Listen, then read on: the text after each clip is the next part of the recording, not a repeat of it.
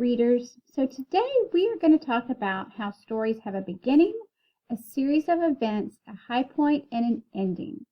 So today's book that we are going to go back to is Enemy Pie. So in Enemy Pie, your goal for this lesson is to recognize and discuss aspects of narrative structure, beginning, series of events and high points in the story, and problems and solutions, and of course, the ending. So, what do you notice about what I have written? Now think about the chart as I talk about a few parts from Enemy Pie.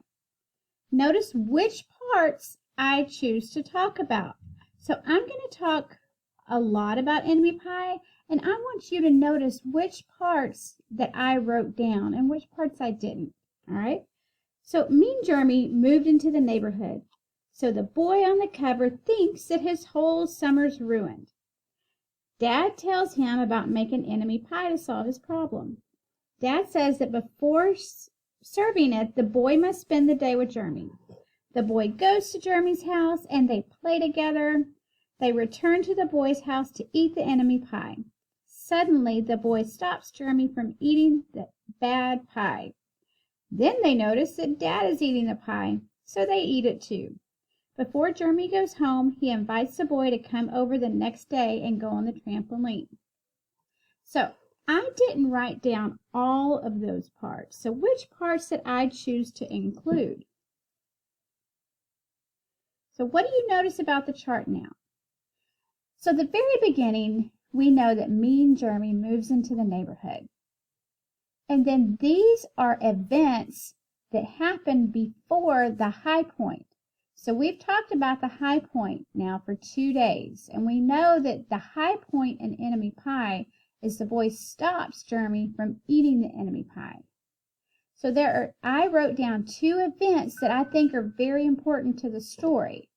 Dad makes the enemy pie, and the boys play together. So I'm not writing everything. I am just writing the key important parts. And then the ending. The boys become friends and the summer is saved. So, important things to notice. So when it's your turn to do this, you're not overwriting. So we are summarizing or just telling a small part of what the book is about. We have the beginning, the high point, and the ending. Now, we've already done the high point before, so we're adding the beginning, 2 events before the high point, and the ending. So these 2 should be fairly simple because we generally know when a book begins and ends and what we can write in there. The event, an event is a very important word because you're going to hear it a lot. You'll hear it on the STAR test. You'll hear Miss Wilkinson say it a lot. You'll hear Miss Nieto say it a lot. So event is something very important. So event is something that happens in the book. So one of the main events was Dad made the enemy pie. The second main event was the boys played together. And the high point, of course, the boy stops Jeremy from eating the enemy pie. So now it's going to be your turn. It doesn't have to be exactly like this. I'm going to show you an example of what maybe you could do on paper, but you don't even have to have it colored like Miss Wilkinson has. Oops. So I wrote down beginning, event, and high point, and end. So what you're going to do is you're going to tell me about Stella.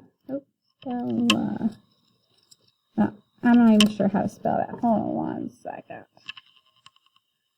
Stellaluna.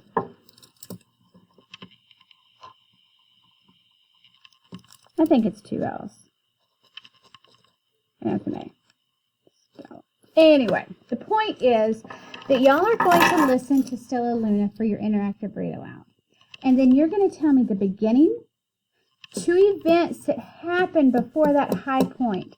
The most exciting event. So I'm also going to write exciting event.